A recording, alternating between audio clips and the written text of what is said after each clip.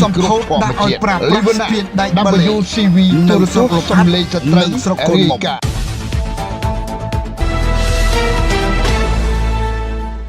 អាញាធរខេត្តរតនគិរីកាលពីថ្ងៃទី24ខែឧសភាឆ្នាំ2025កន្លងទៅថ្មីនេះបានសម្ពោធដាក់ឲ្យប្រើប្រាស់ស្ពានដែកបាឡេមួយកន្លែងនៅស្រុកលផាត់និងស្រុកកូនមុំឲ្យប្រជាពលរដ្ឋប្រើប្រាស់ជាផ្លូវការហើយក្រោយពីស្ថាបនារួចនាឱកាសនោះប្រជាពលរដ្ឋជាច្រើនកកដែលមកពីឃុំជ័យឧត្តមនិងឃុំសេរីមង្គលបានចូលរួមហើយបានទះដៃសាទរយ៉ាងជ្រាលជ្រៅនិងទទួលនៅសមិទ្ធផលថ្មីដែលមិនធ្លាប់មានពីមុននិងច្រើនចំនួនមកហើយនោះគឺថាកន្លងមកពួកគាត់មានការលំបាកក្នុងការធ្វើដំណើរចេញចូលត្រូវតែចំណាយលុយជិះទូដរនិងជាពិសេសពេលដឹកកសិផលនានាទៅកាន់ទីផ្សារ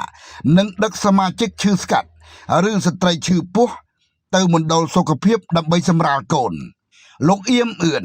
ប្រធានមន្ត្រីអភិវឌ្ឍជនបទខេត្តរតនគិរីបានឲ្យដឹងនាឱកាសនោះដែរថាស្ពានដែកបាឡេដែលសាងសង់រួចនៅចំណុចអូទទឹងនោះ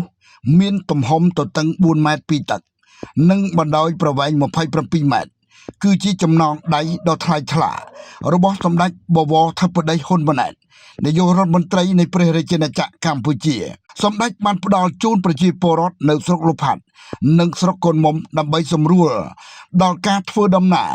និងងាយស្រួលដល់សិស្សានុសិស្សបានទៅសាលារៀនលោកញ៉ែមសំអឿន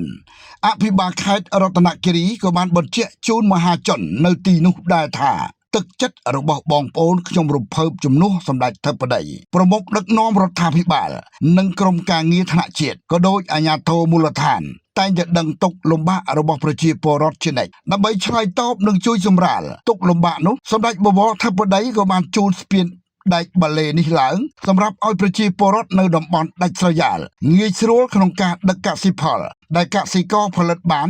យកទៅកាន់ទីប្រជុំជន